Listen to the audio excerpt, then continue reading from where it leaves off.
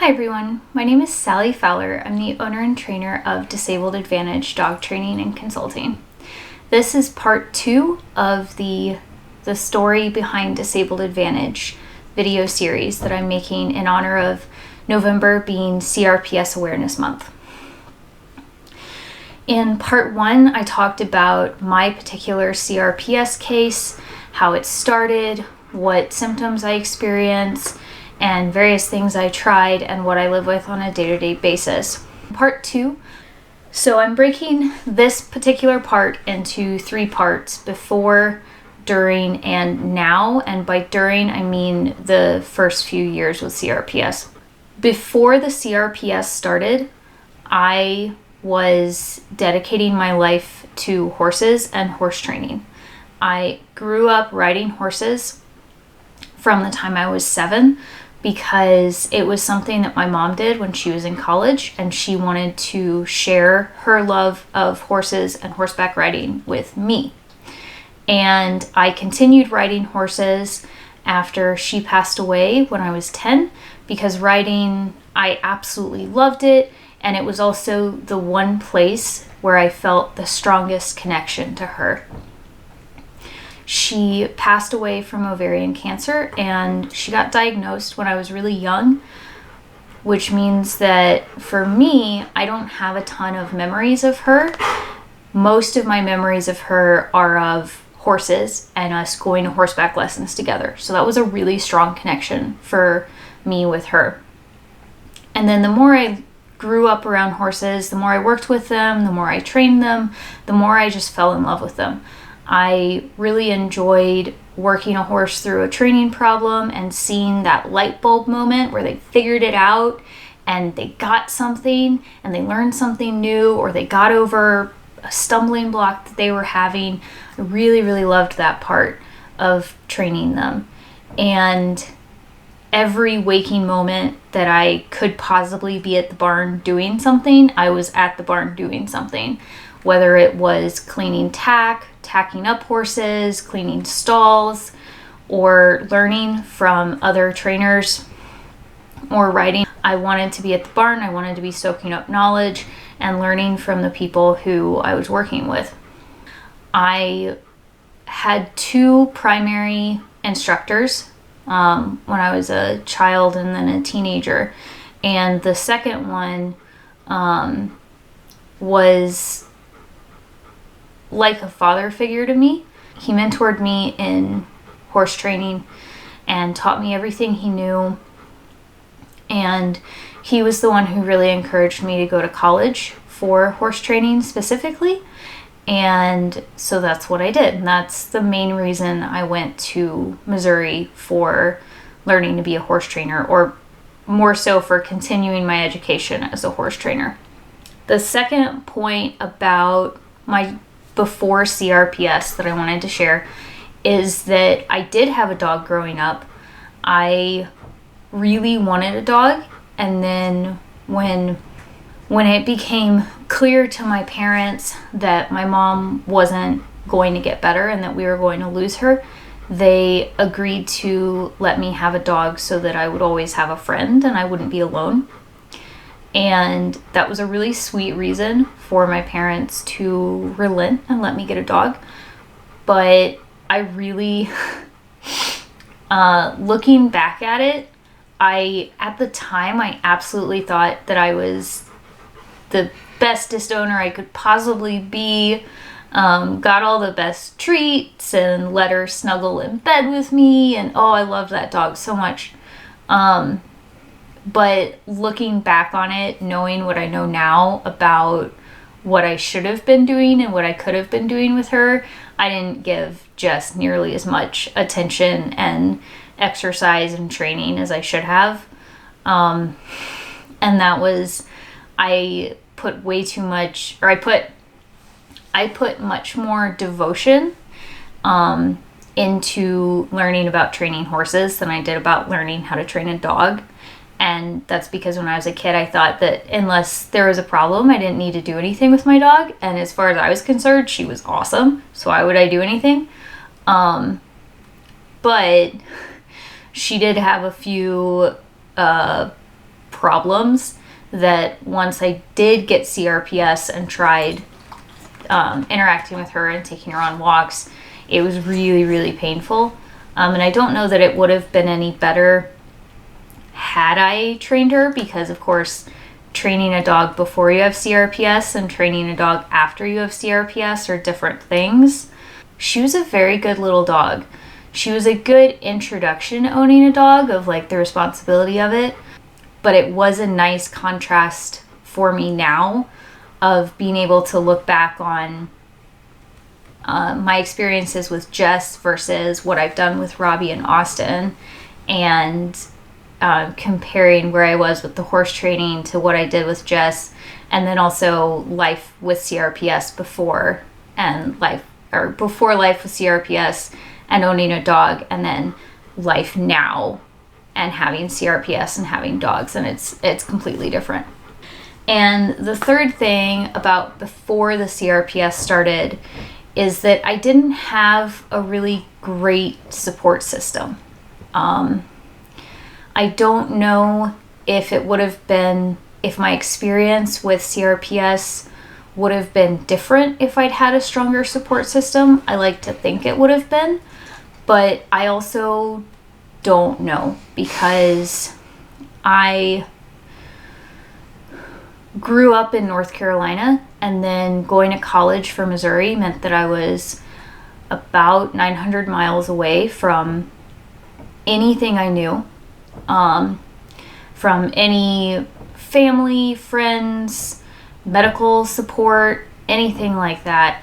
Going out to Missouri was the right choice for me, but it was also a huge, I can't think of the right word, so I'm just going to give an analogy. That's kind of how CRPS brain fog works. When I was a kid, I learned how to swim, like most kids do.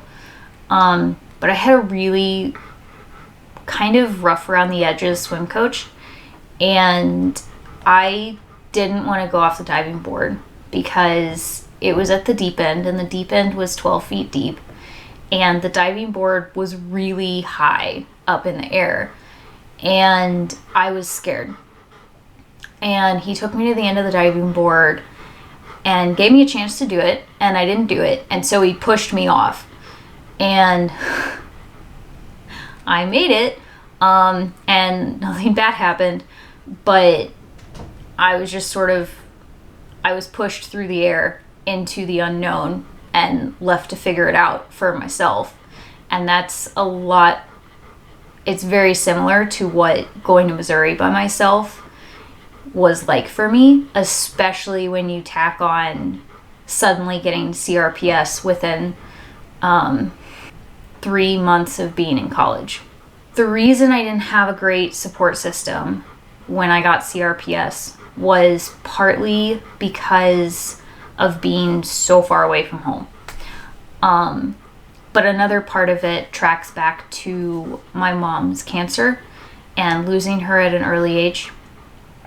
That loss fractured my family in various ways, and we all kind of learned to fend for ourselves and stand on our own feet. And there were a lot of relationships that got very rocky and tense, for lack of a better word. It divided my family. And my support system growing up for dealing with various stressors were other people's parents, and my own horse instructor. But then when I went away to college, I could still talk to those people on the phone, but they weren't right there. And so it was a completely different type of support. Back home, if I had a bad day, I could, go out for coffee or go out for dinner with someone and literally get away from the situation and go hang out with those people and be someplace and be surrounded by people who I felt safe with. And when I was in college, I didn't have that. And so that was a really hard transition for me, period. But then also that was really hard once the CRPS started, that I didn't have anywhere to go. I didn't have a safe place to run away to. I didn't have an outlet. I didn't have close, familiar people right there ready to, hey, let's go get coffee, or hey, let's go get lunch somewhere, or, hey, let's go for a drive, or let's go for a ride or something. And so that was one of the scarier parts about CRPS starting in college for me. So that was before the CRPS started. I was on track to go to college and continue my education in being a horse trainer. I also wanted to minor in art and photography. So my dream business that I had in mind was training problem horses and having my own horse photography business, where maybe I took photos of horses, of client photos, but then also had separate clients with my photography business. And everything was on track. Got to school. Part of my major was riding horses.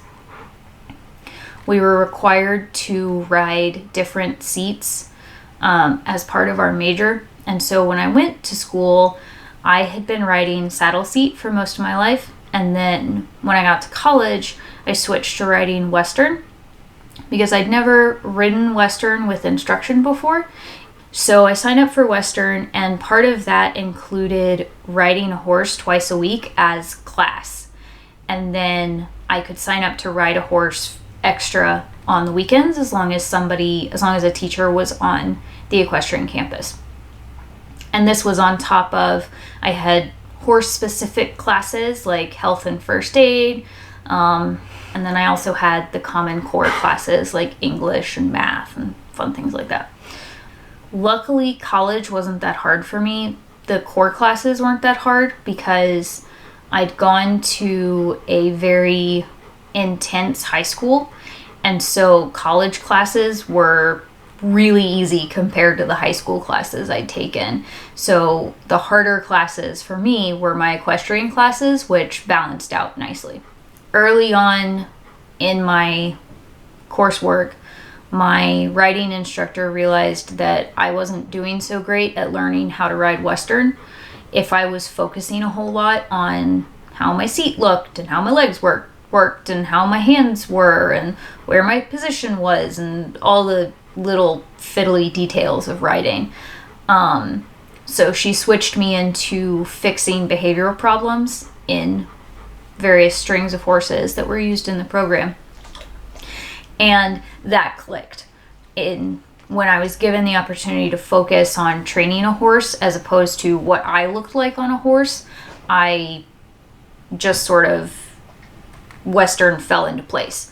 And I never cared about looking pretty on a horse. I just wanted to help the horse and help it get over whatever its problem was. And so I think that probably impeded me a little bit too, is that I just didn't care what I looked like. But once I had project horses to focus on, one horse ran sideways, another horse went too fast for people, and these were things that I was assigned to fix. Another horse wanted to run backwards when he didn't want to do something. And so I would ride that horse until I worked through the problem and they stopped doing that behavior, and then I'd get switched to a different horse. And the cool thing about college too was that it continued my ability to ride a bunch of different horses, because with the exception of working on a project horse, we were typically assigned a different horse to ride every week. And the school had, I think, 100 or a little over 100 horses, and they were divided up into the different riding disciplines, but there were plenty of horses to cycle through, and so you got experience with different temperaments and personalities and quirks and all sorts of things. Really great program. But I got assigned to ride a horse, and I talk about this way more in depth in part 1, but I got assigned to ride a horse who had started bolting with people, and that just means that a horse starts running and running really, really fast, and they're hard to stop. And so I worked with that horse for a while. He was really difficult, and he bolted with me one day. I got my arm twisted behind my back trying to stop him. I was able to stop him, but it took too long, and I didn't have my rein short enough. And so at the time, I felt a sharp pop in my inner wrist on my right hand, and then I felt fire rush up my entire arm all the way up to my shoulder. And going back to not having a support system or anything, probably what should have happened is I probably should have been seen by a doctor. But realistically, if that type of accident had happened at home, we probably would have just kept an eye on it and not gone to the hospital or anything for it at the time either. So on that particular point, I don't know that being at home would have changed a whole ton. But we think that when I got my arm twisted, that I caused nerve damage in my right shoulder. We know my humerus, the tip of my humerus, is bent. Part of why it's bent is because I have a genetic condition that allows my bones to be slightly malformed when I have trauma. But no scans were done at the time. Intense pain continued with my core work and my classwork, and it went on for a few weeks, and then the school nurse diagnosed me with minor nerve damage that would go away in 6 to 8 weeks, and to take tramadol and to put ice packs on it around the clock, and to wear a brace and to rest it as much as possible, which I couldn't really do because I was part of my scholarship resources for the school tuition were to work in the barn as a work-study job. And so doing things like feeding horses and cleaning stalls and sweeping barn aisles while you're wearing a wrist brace and in severe nerve pain are all really hard and not quite resting or taking care of yourself. But I continued on with doing all of that stuff for as long as possible. Once the CRPS started, everything shifted for me. I already felt isolated at school because I was in a new place and I was figuring things out. I was trying to make friends. That's the normal college experience. But once this pain started, I was also that girl with the weird arm pain. And the pain is really isolating anyways, and then for me it felt extra isolating. We didn't know what it was for a really long time, and I kept getting diagnosed with CRPS and then having that diagnosis revoked for one reason or another. Most commonly was that I wasn't getting better, and another one was that I wasn't bad enough. And so I kept having the hope of, oh great, this has a name now, taken away again. And I was ashamed of the pain because all of these things that I was really good at started disappearing. I couldn't ride anymore. I couldn't work in the barn anymore. I couldn't take photos anymore. I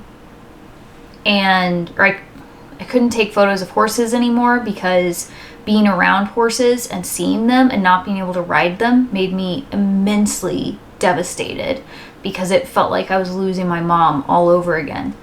And I was, people kept asking me, how's your injury? And looking back at it, I was disabled the second that accident happened. But we called it an injury for 4 years. And I was terrified to think about the possibility of it being a disability. And I was made to feel ashamed by the pain and by my limitations because of how people around me started treating me. I got bullied by teachers, not trying hard enough on assignments, for asking for accommodations.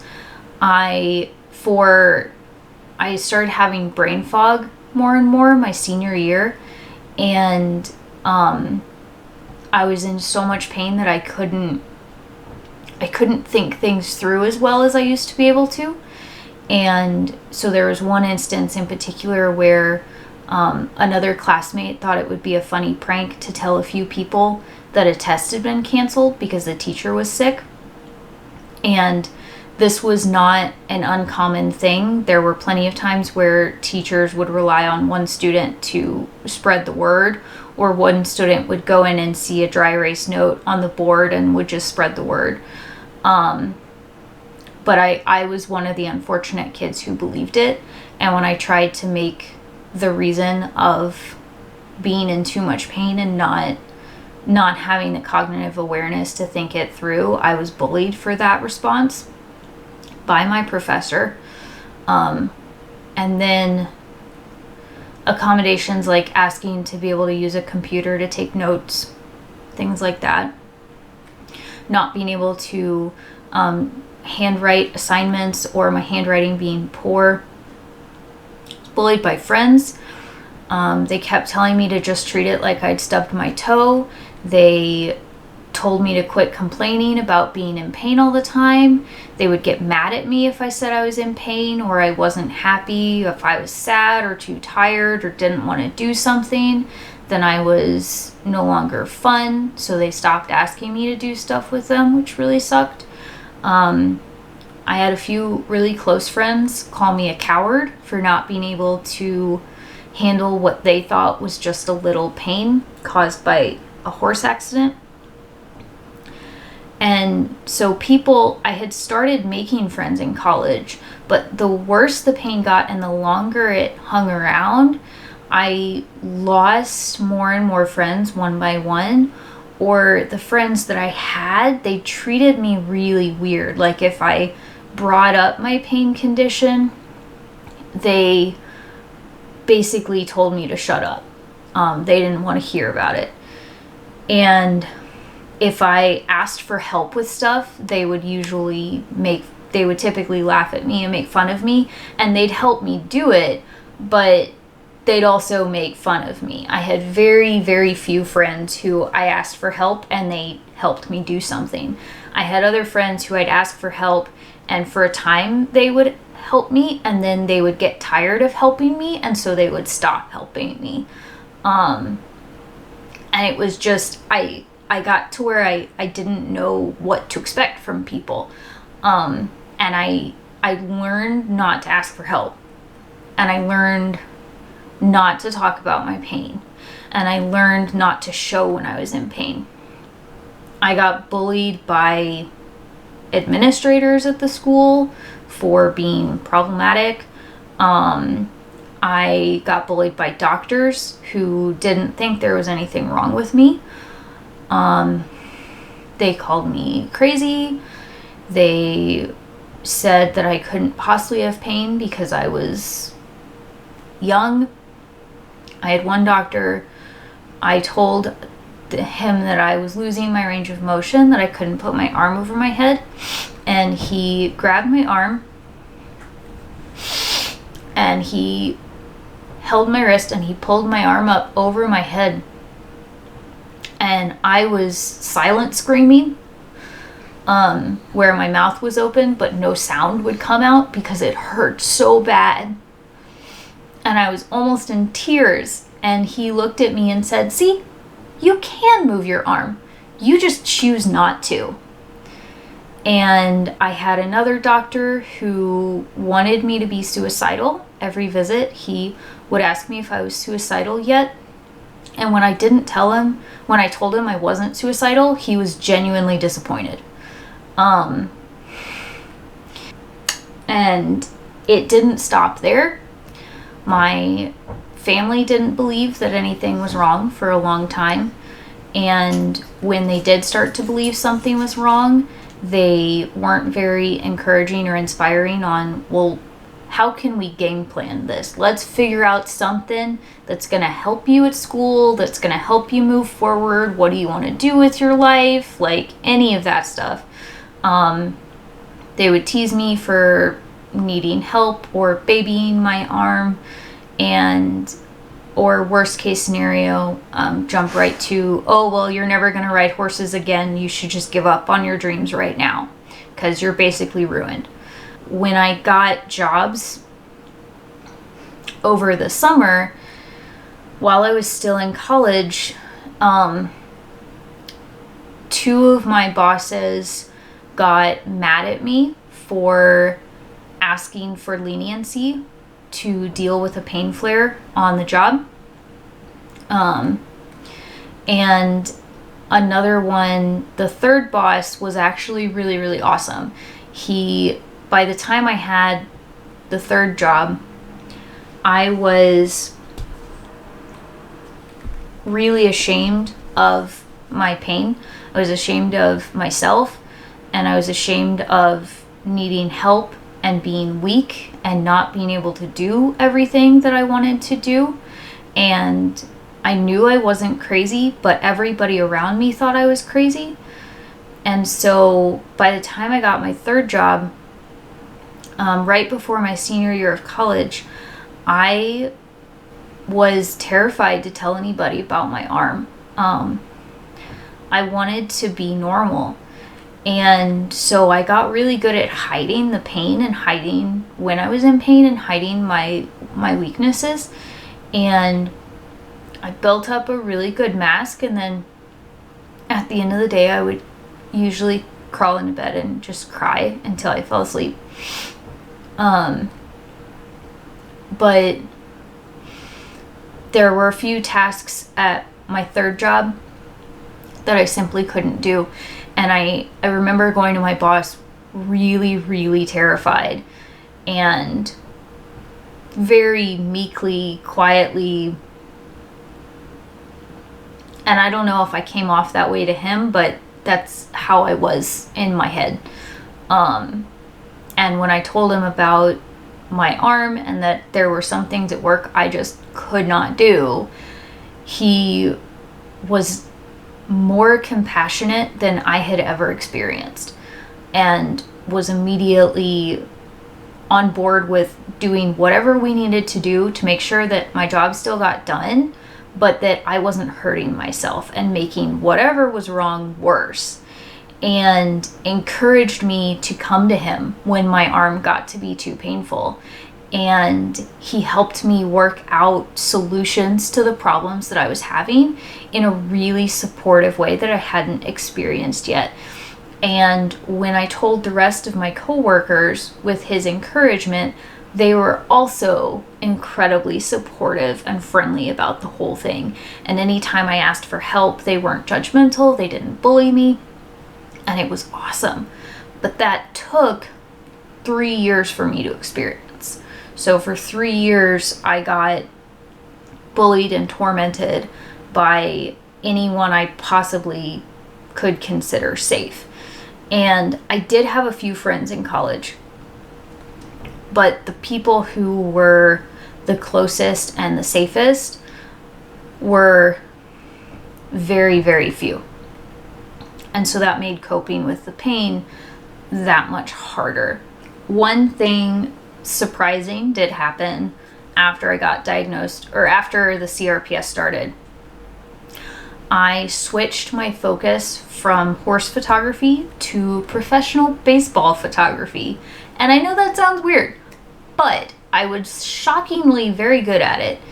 And I didn't know anything about baseball, but I also relearned once I got into baseball that mom really loved baseball too. So I thought that was pretty cool that I got drawn back into something that was another connection with my mom. I started shooting baseball in the spring after I got my CRPS. I was friends with a few of the guys on the team, and they asked me to take photos of a game, and so I did, and showed those photos to the right people, who said, "Great, your new work study job is sports photography." And I did shoot other sports on campus, but I fell in love with shooting baseball. It was really hard. I could get a lot of photos at other sports, but baseball was a lot of nothing and then awesome action. And being able to capture the emotions of the players and the action, and then also the calm moments, made shooting baseball a lot more engaging and a nice challenge for my brain, and allowed me to use my photography skills that had kind of gone to the wayside when I stopped taking photos of horses.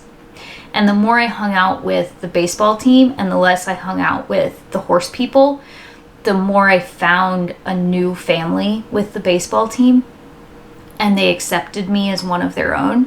And it was like having 40 brothers, which was also a pretty cool experience for me because growing up I had sisters. And baseball opened up a new career path for me. So after my sophomore and junior years, I got jobs working for intercollegiate and then a independent professional baseball team. Both good and bad experiences, but it was a good opportunity for me to get out and try different careers. I did want to pursue professional baseball photography.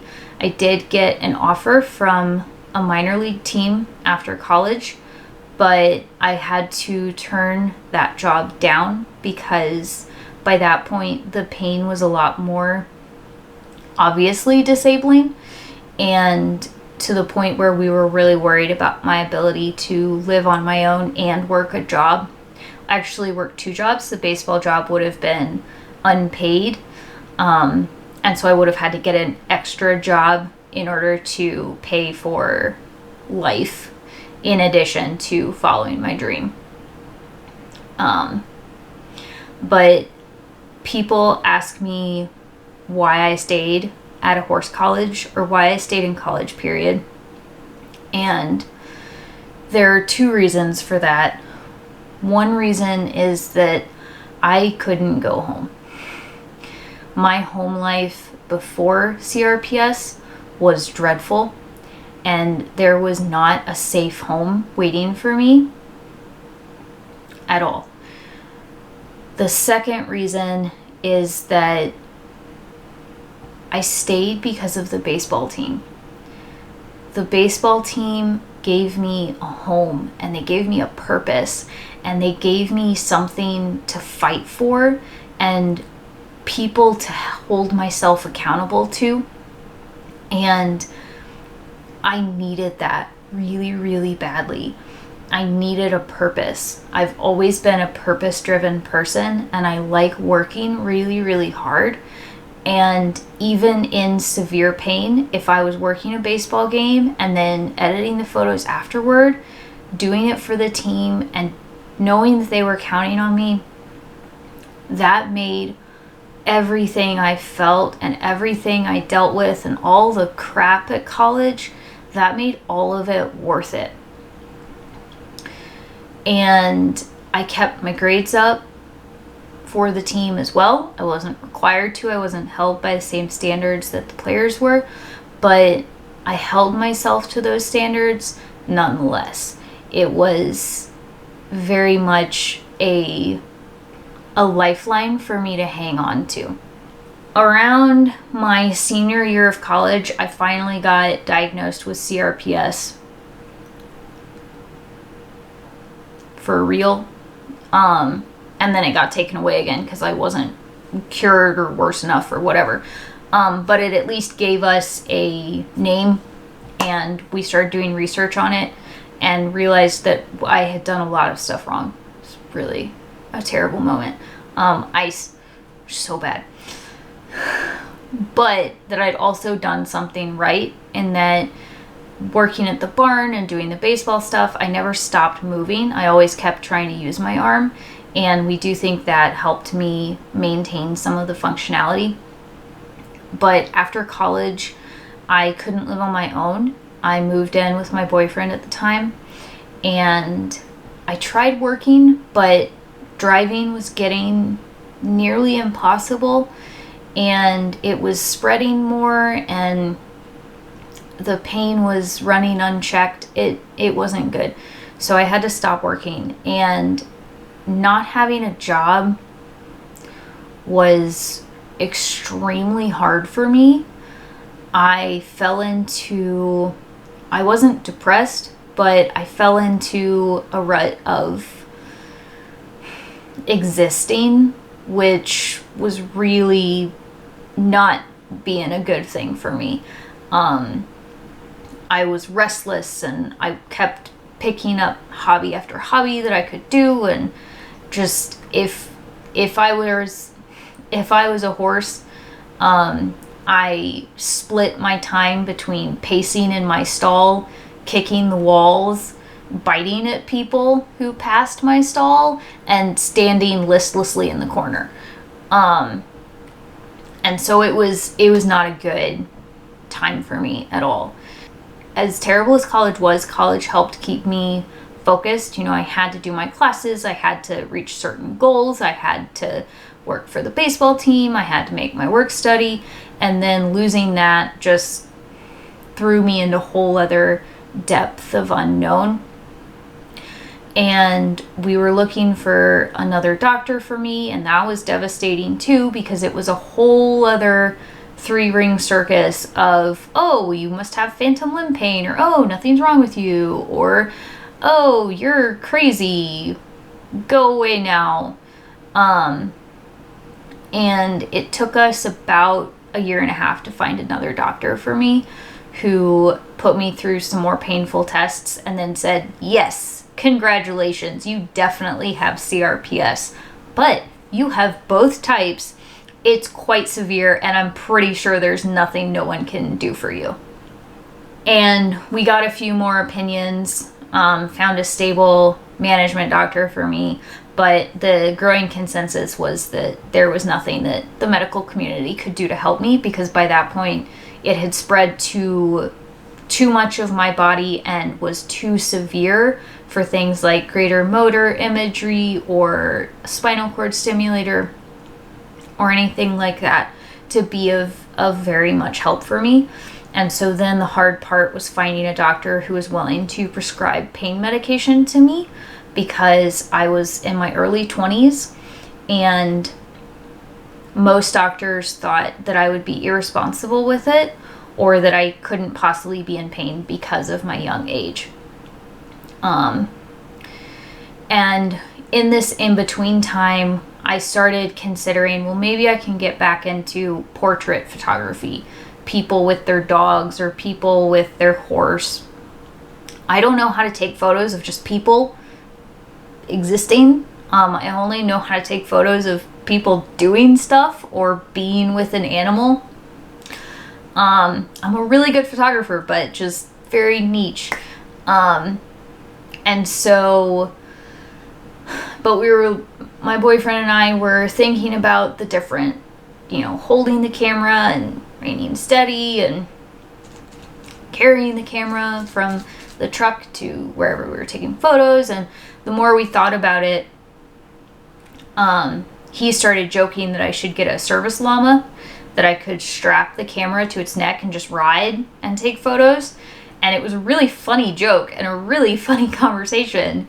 And then we both kind of thought,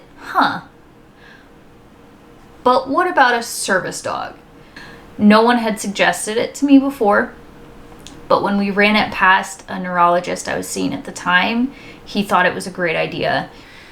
And the big part of what led to where I am today with my CRPS was definitely training my dog, Robbie, to be my first service dog.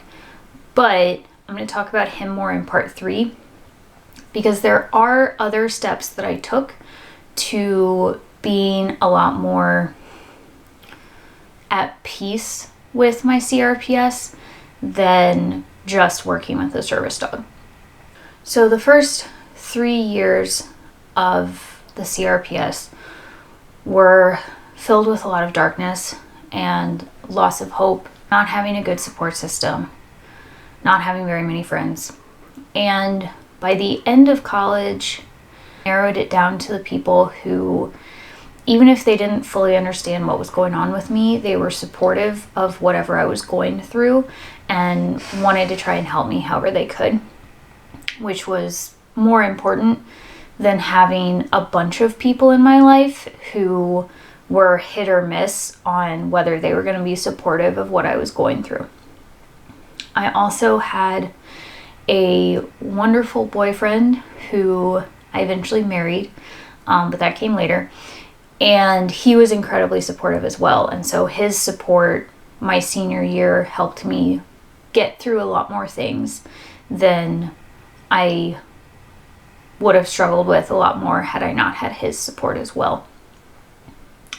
Once I got away from college, I did lose a lot of people simply because people moved away, they went back home, they got jobs in other states or other cities, and I stopped driving in 2014 because there would be days where I would be driving and my neck would go paralyzed and I couldn't check my blind spots, and that was really scary and stressful. And there were other times where I'd be driving and I would suddenly get really bad leg tremors and I would accidentally hit the pedals wrong or at wrong times. And nobody told me I had to stop driving, but it was making me more and more on edge to drive, and I started being more and more worried about what if I caused a car accident, or what if I was in a car accident caused by somebody else, or what if I had a pain flare and I just lost the ability to drive and caused an accident all on my own. And those thoughts got more and more invasive and more, I wouldn't say they were irrational, because they were based on real things that were happening and real risks that were at play. But I talked it over with my boyfriend and we agreed that it was maybe time to stop driving. And that was really hard because I was only 22, and to already give up my keys and stop driving is something that you don't really expect to have to do until you're much, much older than 22. And so that was really hard. And that didn't help with me feeling trapped at all. Spent a lot of time in our house by myself. My boyfriend was at work for about 10 or 12 hours a day. And so it was just me here in our house in the middle of nowhere. We moved out to the country for my boyfriend's job. And it turned out to be better for me because being out of the city meant that my nervous system wasn't under constant bombardment from noise and stimulation all the time. But the first year we lived here was really, really hard for me because I wasn't used to being this isolated, and I couldn't drive anymore, and I couldn't walk very far. I was afraid to go on walks by myself. And so I spent a lot of time sitting by a window looking out and feeling really bad about my life. And that wasn't great for me either. I couldn't work anymore because of the pain. All the things I'd figured out in college and gotten the hang of things weren't applicable out here. I didn't have those people. I didn't have that purpose of doing the baseball photography. And so I started kind of looking for new things to latch onto. And one of those things was just learning about CRPS and talking to people who had CRPS. And so I found several people online who I could talk to about the pain and learn more about what was normal and what wasn't normal. And that was really helpful to have those resources and those people. And it was refreshing to finally have people to talk to who got it, who understood what I was going through, or at least they had a similar situation that they could relate to with me. And that was really, really helpful in not feeling alone.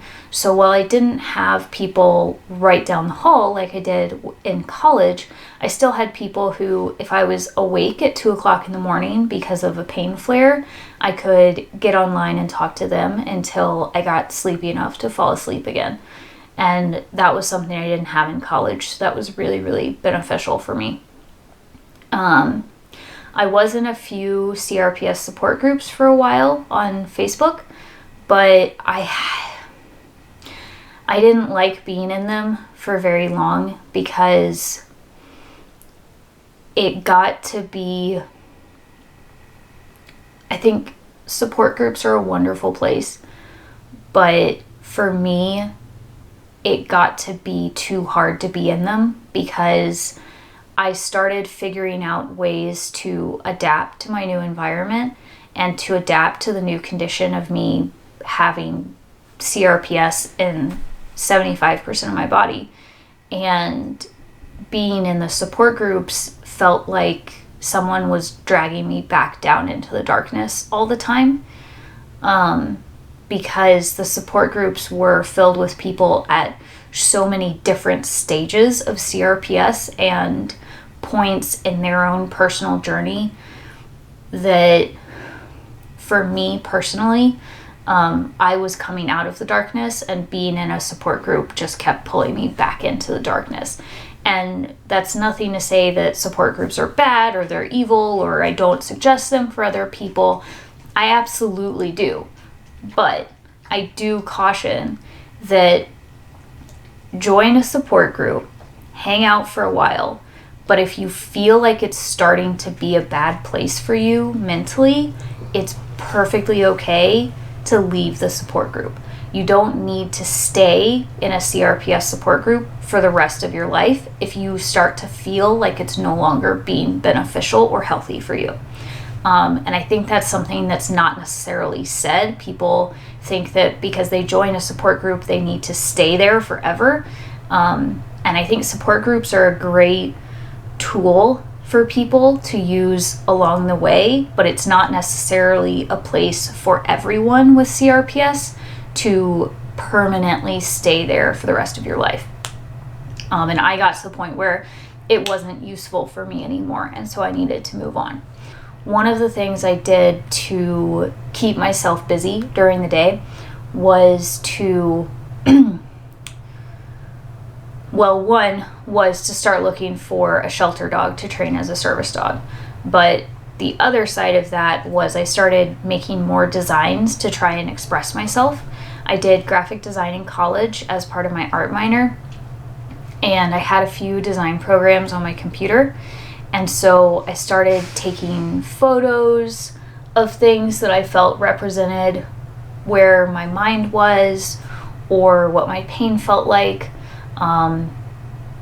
thorny vines wrapped around a tree, or I am still really afraid of thunderstorms, partly because of how much pain they cause. And so one of the ways I coped with that was every time we had a storm roll in, I would run outside with my camera and take a bunch of photos of the storm coming in, and then come back inside for safety, and then go back outside and take photos of the sunset after the storm.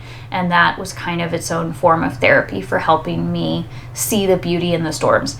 They still terrify me, and they still hurt really bad, we think, because of the barometric pressure changes and the temperature changes and the wind and the vibrations and the sound and the electricity in the air. All sorts of fun things. Another thing I did for a short time is I created it's kind of a weird idea, but I still really liked it. I created alphabet charts to explain various chronic illnesses. And I started with CRPS, and then I made others when people requested them, with various symptoms. And it was my way of working through learning about the CRPS, and I was always trying to find ways to explain it to the people in my life, because I kept hoping that I would stumble on just the right graphic or just the right blog piece or just the right analogy, and they'd go, oh, this is what you're dealing with. Okay, we're on the same page now. And that really didn't happen. But making the graphics made me feel better, and it made me feel like I was doing something and doing something useful. And even if they didn't help the people in my life, they did help other people in their lives. And so that made it worthwhile. And I came to realize that really the only way for people to understand the CRPS was for them to just be around me, to see it firsthand, and to see the waves of it on my good days, and then what a bad day looked like, and what a really bad day looked like. And I had to let go of the fact that my family probably wasn't ever going to really understand it. I will say that once I started working with Robbie and they started seeing what he was doing for me and that I really needed his help, it did click more for them that it was a real thing. But it's hard because I think my family wants to understand it and they want to be really supportive of me, and some of them are better at it than others.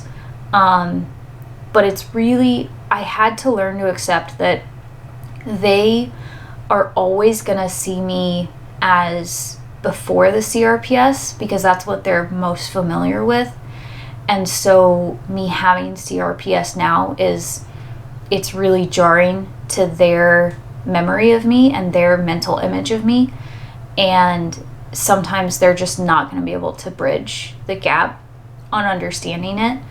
And they try, but it's like a weird surface level trying.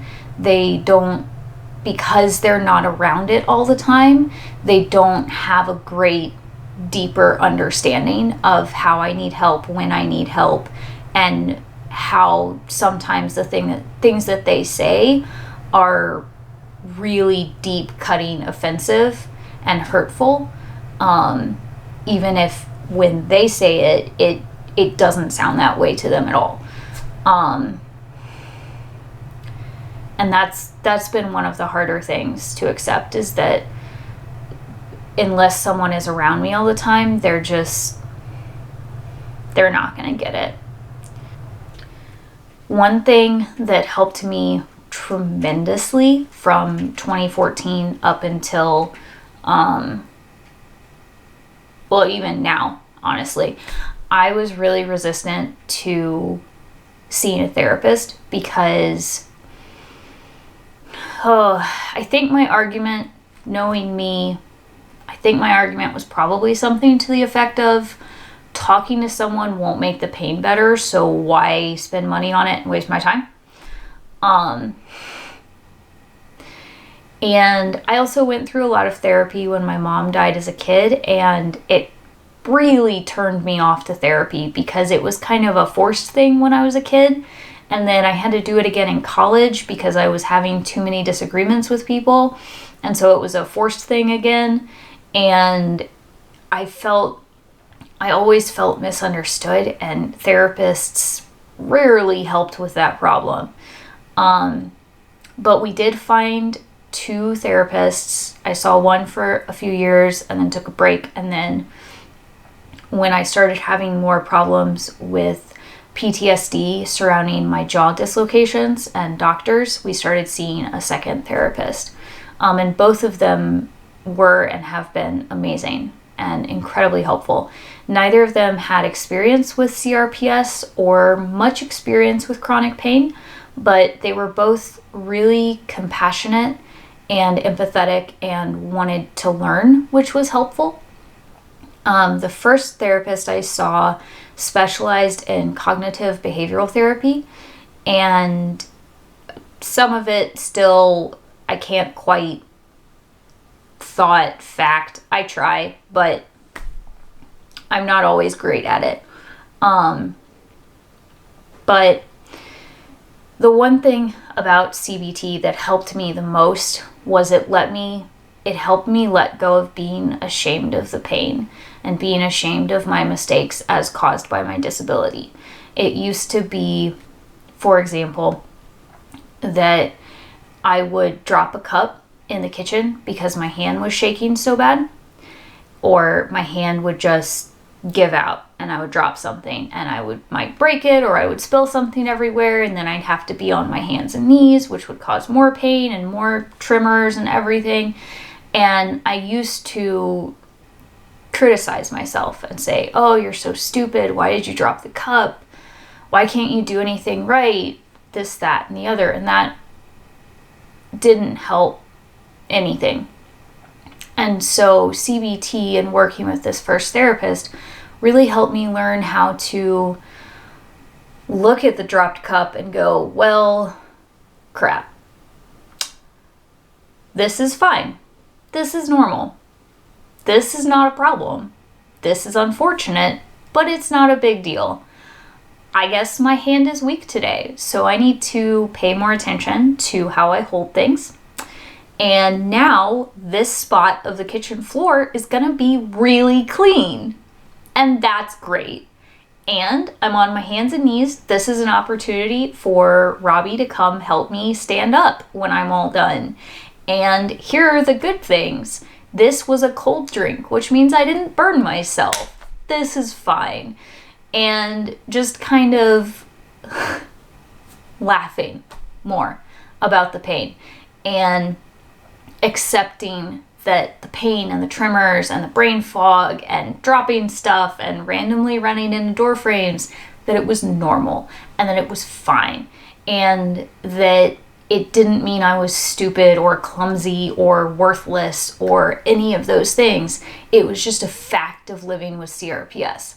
And once I started to work through those things and accept all of myself again, I was still broken in various places. Like, I found a way to ride horses again, but I'm never going to be able to ride horses the way I used to.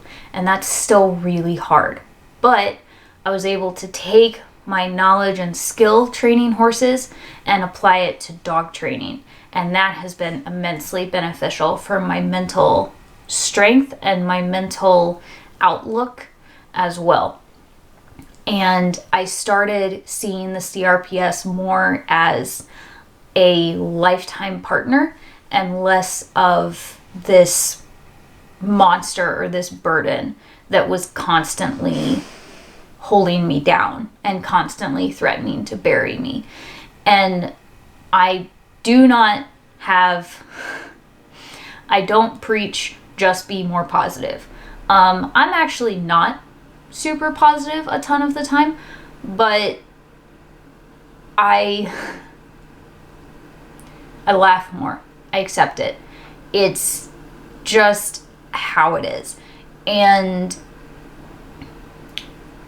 when I rode horses and trained horses, there were some horses that just had big personalities. I rode one guy. He was one of my favorites. He really enjoyed trying to throw people. It was his mission in life to throw people off his back. The only people he let ride him and stay on him were very, very few. And I was one of them.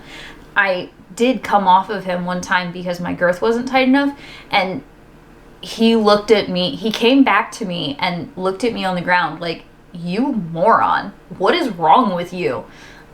Can we please finish the ride now? And he had a really big personality. And I could have hated riding him. I could have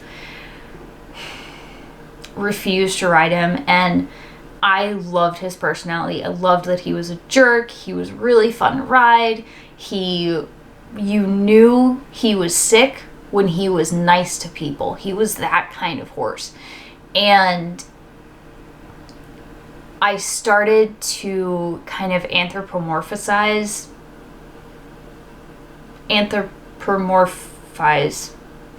whichever one of those is right, brain fog, the CRPS. And so we drew it and we say, oh no, it's waking up today, or oh, it's having a really bad day, or well, the CRPS decided that I wasn't gonna do laundry today, so we didn't. And that really helped cope with the day-to-day ups and downs of the condition as well. I don't necessarily approach life with, well, I should just be happier, because that's not, this condition is terrible. Just trying to be happier isn't necessarily helpful, but I do try to set goals for myself every day. I have a planner. I set weekly goals and then I set daily goals. And if I don't get something done, it's, well, I'll try again tomorrow. Instead of hating myself for not getting stuff done, I just say, well, I'll try again tomorrow.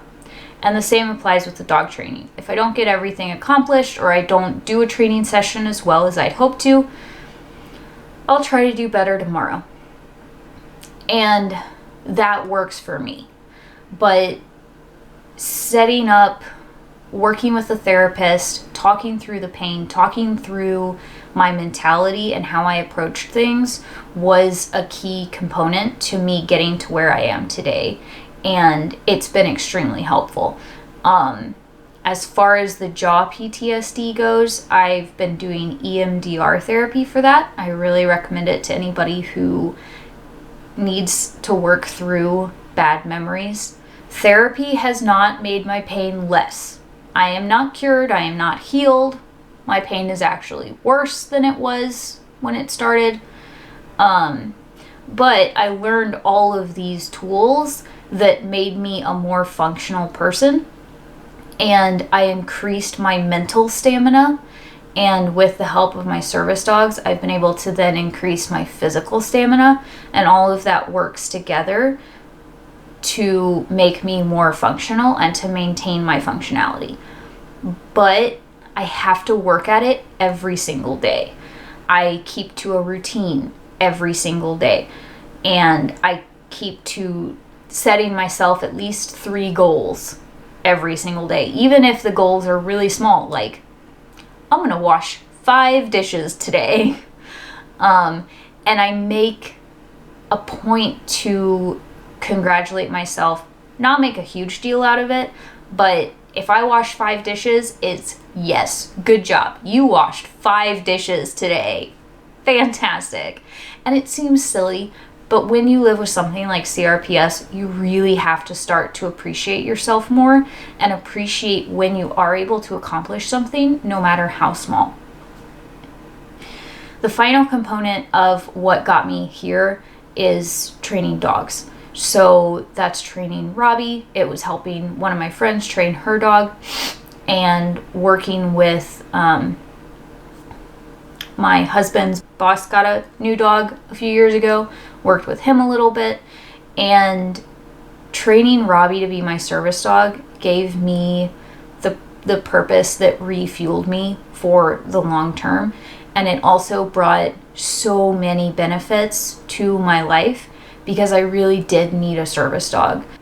And so I'm going to talk more about Robbie in part 3, but those are the things that helped me move from the darkness of college and the early years of CRPS into a place now where I'm more accepting of where I'm at in life with the CRPS.